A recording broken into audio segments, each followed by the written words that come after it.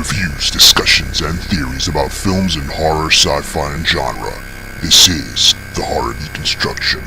Like, share, and subscribe to hear more.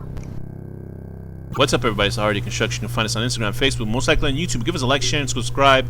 Hit that bell icon, hit that thumbs up. Let people know about the show with your host, Komp and Thea. Today we are discussing Midnight Mass. Midnight Mass 2021. Has it been a year since that? Unbelievable. September. Wow, it is going to be a year from that.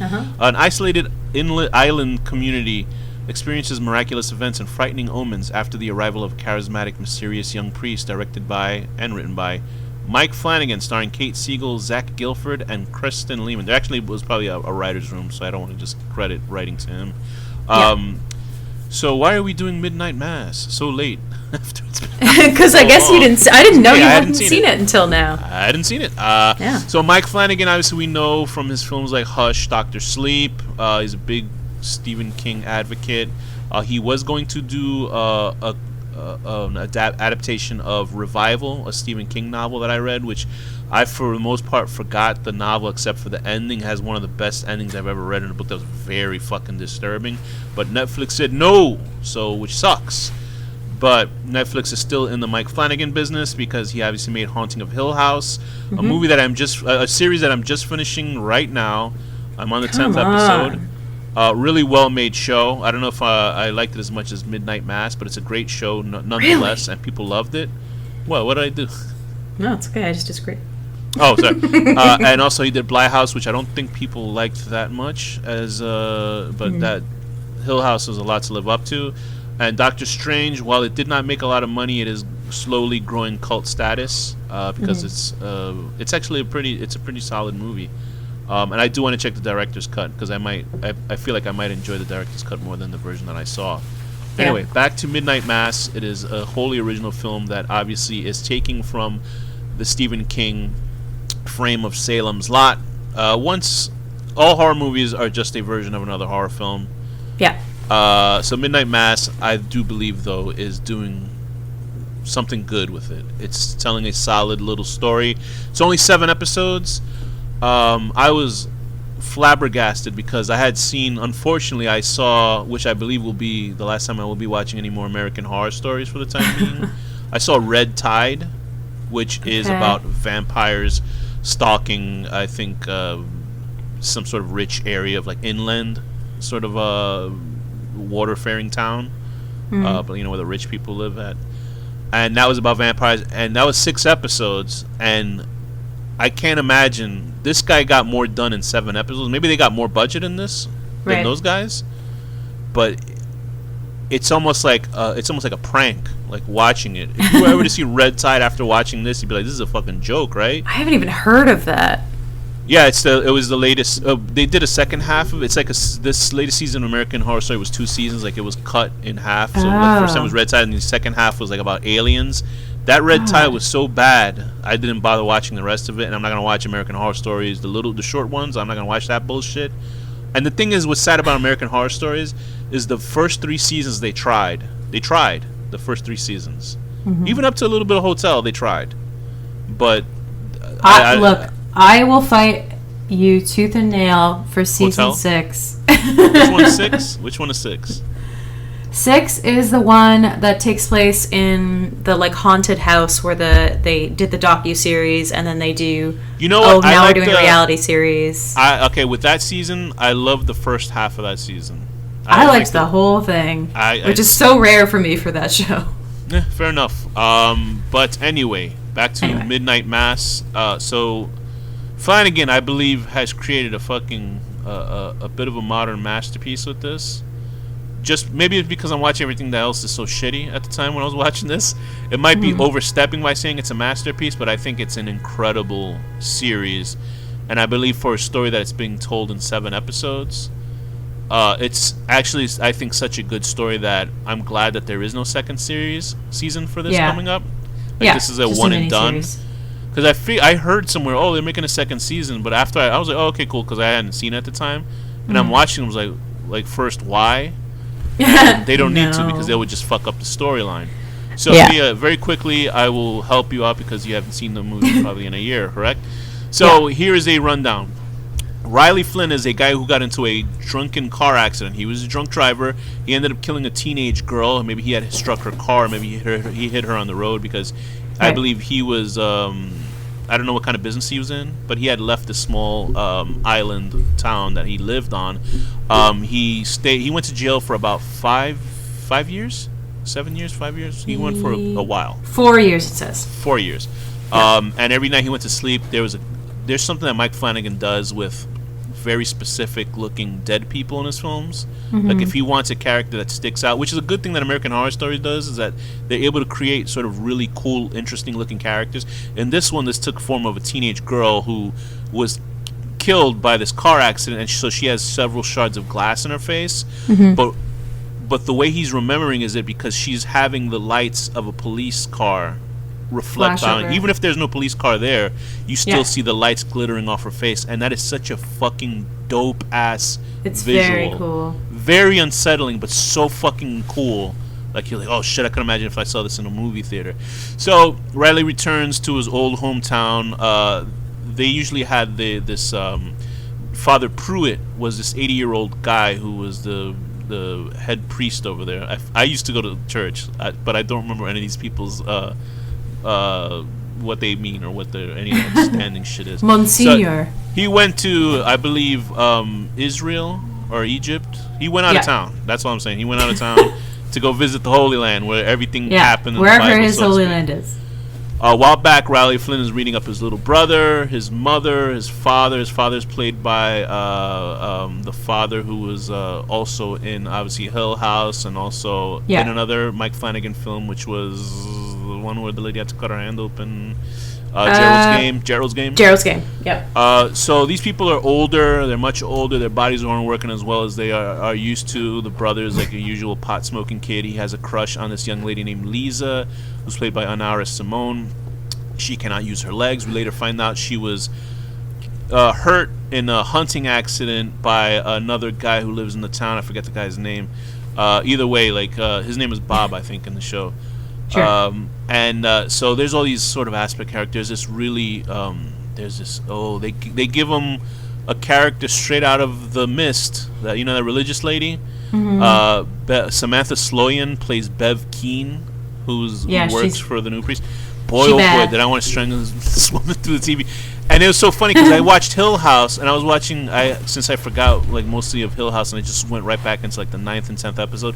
She plays the wife of the writer, and she looks completely different. I was like, fuck, this woman's a good actor. Yeah. I didn't even know it. I was like, oh my god. And that's wild. She's quite fetching as well. So then there's also this doctor who lives in the town. I believe she's also played by Annabeth Gish. That's why I remembered her name. She was also in X-Files. She plays a doctor. She's a lesbian, and she feels that the new priest that comes in is giving her shit because she's gay, and then also Bev Keane is giving her shit. Her mother is this older woman who's obviously showing signs of dementia that used to know the original Mr. Pruitt, Father Pruitt. This new father comes into town to replace Father Pruitt, who has quote-unquote taken sick in the Holy Land, and that he says that the church has actually sent him in to take care of business, and he's under a different name altogether. He is played by Hamish Linklater. He's fantastic. He's playing Father Paul. Fucking great actor in this. He's so good. And it's weird because it was like, I've never seen this guy before. But this guy is so good. He must be like a really good stage actor. He's in Legion. If you ever saw that, I saw the first couple episodes, which I thought was great, but boy did I get confused. And I hear it's a fantastic show. It is a great show. Into it. Anyway, and he's also in Fargo, so I mean, he's just a fantastic actor in the show. Like everybody in this is great. Zach Gilford. It was so funny. There used to be a show when I was a kid called Parker Lewis Can't Lose, and Zach Gilford looks just like Parker Lewis. If you ever go look up Parker Lewis, he looks just like this guy. And I was like, is this fucking Parker Lewis? But Parker Lewis is like 50 years older than this guy is right now. But Riley Flynn is a very interesting protagonist in the fact that he's very conflicted about taking any communion, going back to church after he's taken this girl's life, because essentially after what has happened to him, he believes that there is no God and there is no good in the world to protect people that are actually innocent, while people like him are sort of left in this world to suffer. So the big aspect of this series is to question people's relationship with faith. Yeah. What are things that you got out of the show that, if you can remember, like, just, I'm sure there's a general painting of the series. Also, one more thing, there's also Sheriff Hassan, who is a Muslim chief of police here, or the sheriff, because he left New York City after the Twin Towers fell, and he tried to, show that he was an American above all. Obviously, he's Muslim. That's the most important aspect to him. But shit was a little bit too fucking racist for him, because, like, and this was like the job he could get. Yeah, when he saw the cops were overreaching in certain aspects, he said fucking he got booted down to, he couldn't be trusted again, so he moved with his kid for a better life in a world that's essentially isolated, and that it tends to be doomed. So what are things that stood out with you with this series? It is, I mean, it is very Salem's Lot. Like, it's very that. So I knew sort of where it was going before it went there. Yeah. It seemed, I could anticipate where it was going pretty easily. For the most part, I didn't personally find the protagonist that compelling. Okay. But maybe it might have just been the acting. I don't know. He just wasn't. He was a very blank canvas. Was he too woe is me? He has that sort of like lead actor from Avatar thing going on, where it's sort of anybody can play this Sam character. yeah. I can't even remember his name. Sam Worthington, that guy. So there's sort of this anonymous sort of character that comes in, because he's mostly woe is me, and he's more of a reactionary character than actually actionable character in this series. And I will say I was absolutely fucking surprised what happened to him in the show. Because, I mean, obviously spoilers from here on out.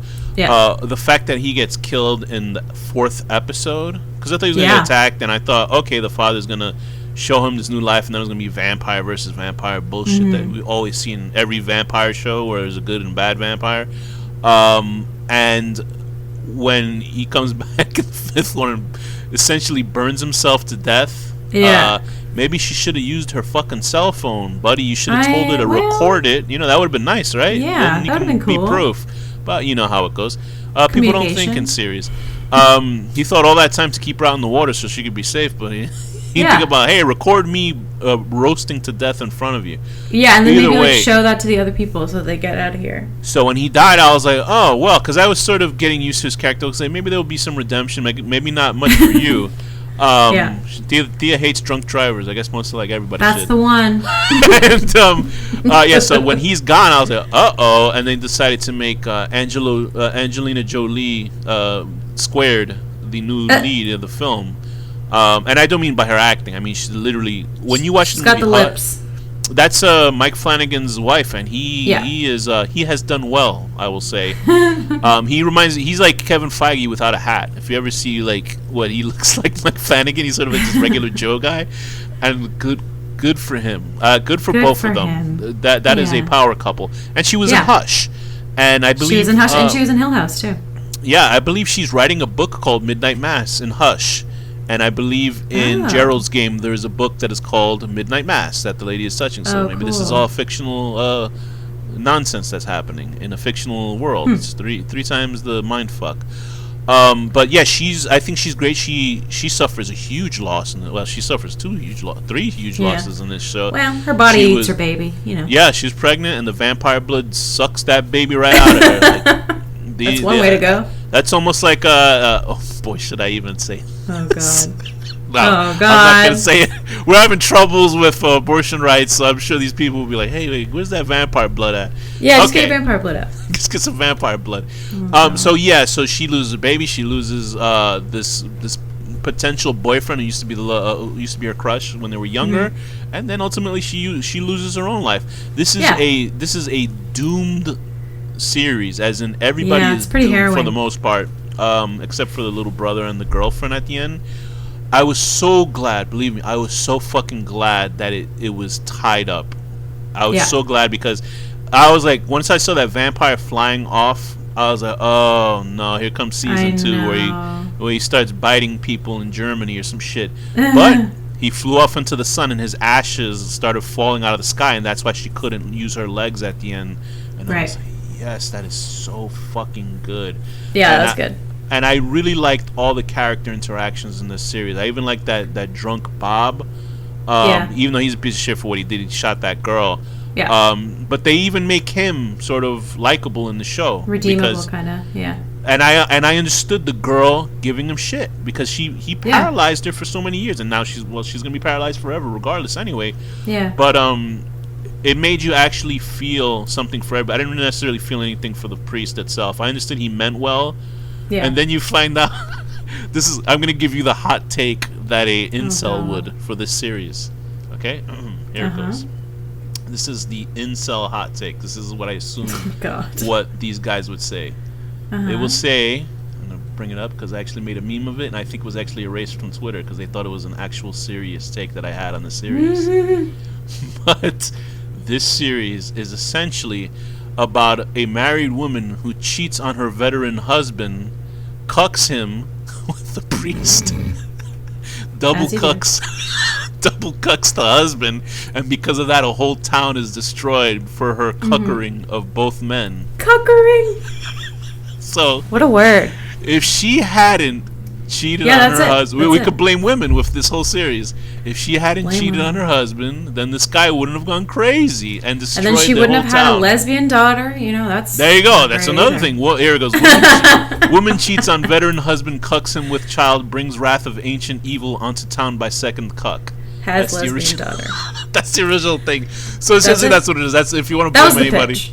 And the lady who plays the mother, like, is sort of iffy on the makeup effects at the beginning. Okay, here's the other thing. Every character that has old age makeup off the top, you're like, oh. I was like, oh god, it's so obvious. Yeah. So we're gonna de-age these people. Like, I get it, but I mean, that lady wasn't doing anything that was so spectacular as an old lady. They could have hired an old lady and paid her in cat food, you know? They could have, just, I don't know. It just wasn't great on that part. I thought Sheriff Hassan was great. He was great. I liked that his son was a dipshit that I wanted to slap around him. But listen, just go read the Quran. Stop. But his son was also like, I want to be able to explore. Like, I should be allowed to. Yeah, that was fine, actually. That was fine. But as the father, I would have slapped him around and been like, listen, dumbass, don't do this. Well, you love abuse. But everybody was fucked. All those people, who doesn't? But all these people in their houses who didn't do anything, they still got attacked by these like vampire religious people and shit like that. And that fucking Sturge guy, when he shoots the daughter at the end, could you imagine like if there is a heaven in this series, like, and half of these people show up in heaven at the end, and then you're gonna see the father of this daughter that was not his biologically, but he raised her, but because the fucking guy who's her actual father gets her inadvertently killed. Oh my god, what a nightmare. I loved Bev Keane trying to dig a hole, and I was like, this bitch better not get in. She better not get into that sand. She better not make it, because I'll be pissed off if she does. Know. That's what a show with a second season would do. She would actually make it. But I was so glad to see that witch roast up in hell. I know. That was the ultimate. What are things that just outright didn't work for you with this show? I was besides the lead character being a boring dolt, I guess, for you. I got over that part. Okay. It was more. There were some. It just didn't all work for me the way it worked for you. I think. Okay, fair enough. I don't know what it was. It is very monologue heavy, and as you go on, yes, that was. It's like they're a little bit lighter in the beginning, and then it just keeps ramping up on monologues. The discussion about death, yeah, I think that was my issue when I first saw Hill House. Right. So I think this is something. It worked for me in Hill House, though, in the way that they did not here for some reason. Maybe it's just because the themes of Hill House appeal to me more than they do the ones in this do. If you happen to see something that didn't have like his name on it, Mike Flanagan's name, and you just saw a character start talking for 2 minutes straight, and the camera slowly. You'd be like, "Oh, it's Mike Flanagan." This is a fucking Mike Flanagan movie. That happened to me here when they were discussing death. Because it was literally 2 to 3 minutes of these characters talking right on their faces. Holy God. And it was so funny because I had seen, there's a lady that I listened to, Grace Randolph, who's a very controversial, she does like Hollywood news and stuff. And she said, I couldn't watch it because of the monologues. And then I was watching something of Red Letter Media, those are the guys that did the Star Wars reviews, or the prequel reviews. And they were like, basically lambasting anybody who has problems with monologues, calling them idiots. I don't have a problem with monologues, and I don't either. All. But it's something that happens so frequently in this show, because this is a show that is you have to earn them is the problem. This movie is show don't tell, but also tell don't show. So it's both of them at the same time. It's literally like you want good characters in the show. You want characters, and not the main character wasn't enough for Thea in this one, but you want characters that have depth to them, that talk like people do in real life. Danny and I will talk for hours on a phone about stupid shit. These are people that are like talking to move a plot along, which is a very complicated thing. So I appreciate it, but I understand completely when you see a monologue. Like, why isn't this a fucking play? Like, you know what I mean? It feels like a play sometimes. But I love that stuff. Like, and there were monologues in the first few episodes where I was like, this is perfect. I love that he spends the time to let characters like have this much space and talk about these sort of like philosophical ideas or just life. It worked for me, and then all of a sudden it was just too much. They didn't feel earned, and it didn't work for me anymore. I don't know what it was exactly. People are, I think the thing for the most part with monologues with films, people are they're used to monologues being at the very end or at the very beginning or something that is pivotal. This has it in droves. It has a lot and happens over and over. And I think people are just not used to it. They're just sort of used to television that gets plot going and story, and because obviously film is a visual medium, so when people start talking more than they should, it's not like Seinfeld where you can talk and you're telling jokes because the whole premise is laughing at somebody's like weird ideology. This is about like actual dramatic ideology, and people for the most part I think aren't, well, I don't want to just make a fucking baseless assumption that people don't want to hear dramatic conversations for that long with each other, or somebody just sort of talking by themselves for a long time. But I think a lot of people that are in watching this genre specifically, like horror, they're not like less appetite for it. Yeah, they're not expecting, like when you watch it in Hereditary, it's like a different thing because there are monologues in there, but it's not like the length of 2 minutes long. It's that the monologues are a little short and succinct. You know what I mean? They're shorter, but they're well done. The ones in Hill House worked for me. Right. And maybe it's just because there were maybe it's just because there were fewer of them. Yeah. So do you think this one was just sort of repeating the same thing over and over? Is that what it was? About like belief and all that shit? Yeah, I think it was a few ideas sort of hitting with a hammer too much. Okay. Because Hill House had a swath of different sort of things going on. Yeah, there were different character arcs, different sort of things that they were talking there was like mental about. illness, and this one was heavily themed in a like way that probably wasn't in sort of a way, but I don't know. It just I don't know. So I think maybe because I had seen Red Tide, I was subconsciously putting them against each other. And and going like, this is the total opposite in a good way. Because I had no idea what the show was about besides vampires. Right. And when I came in and I saw the woman, like she pricked her finger and then she didn't need her glasses to look, I was like, oh, he's feeding these people the vampire blood. That's like the first episode or the second episode, and I automatically figured it out. But thankfully, because I do that, I ruin myself a lot with movies like that, the movie, I felt that the show is strong enough that it kept going on, and the father character is fucking great. The Pruitt, the actor for it, is incredible. He's great. He sort of fumbles towards the end because then we got to make Beth the villain and then redeem the father, even though I think he's still the worst villain of the show because he brought this upon innocent people because he was, and that's another thing about. It's also a look on religion and forcing your beliefs on other people. That's the whole fucking process of the show, and I don't think it necessarily makes religious people look bad in the show.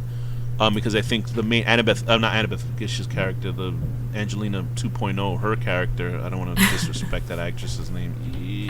What is her name? Oh, great, they don't have her fucking... Kate Siegel. Yeah. Like, she's religious, and she is the essentially one of the heroes at the end of the film, at the end of the series. And then I felt bad for Sheriff Hassan when you see him just collapse. But there was no way he was going to go on because his son was going to die. You know what I mean? What are you going to do after that? Yeah, no kidding. So, I think I was going to show it to, like, a family member of mine who's super religious, and I got to wonder, like, what she's going to think, Like, I don't know. Yeah. But I think in general, I think it really works well as a series. I like how it's capped off, and it's not really anything new. for a show and a series about vampires. Once you've seen fucking, I guess, Salem's Lot, you've seen them all. That's sort of it. You gotta. Yeah, but I liked that they tried to like have sort of scientific explanations. No, I liked it. How Yeah, it worked and all that. That was cool. It's like when South Park said Simpsons did it for everything that you can't come up with something new. Stephen Salem's King Lot did it. Stephen King did it. So I mean, like, what can you do? So yeah. So let's wrap this up. What rating would you give Midnight Mass 2021? For me, and this is just for me, I think it's a great show. Don't but worry for about me, it was more of like a 7 out of 10. Fair enough. 7 out of 10. I'm trying to remember something from it. Your body eating your baby. Yeah, your bloody. They made she made a smoothie out of him. Oh, she must have got an extra energy boost that night. She's right? like, I feel great today, but no baby. She was doing jumping jacks. No baby. I would give this an 8.5 up to like a 9 out of 10. Catching the new priest cosplaying as the old priest walking in the storm at night because he had to wear his hat for some reason at night that night. Cool. And with that, Thea, what's the final word? This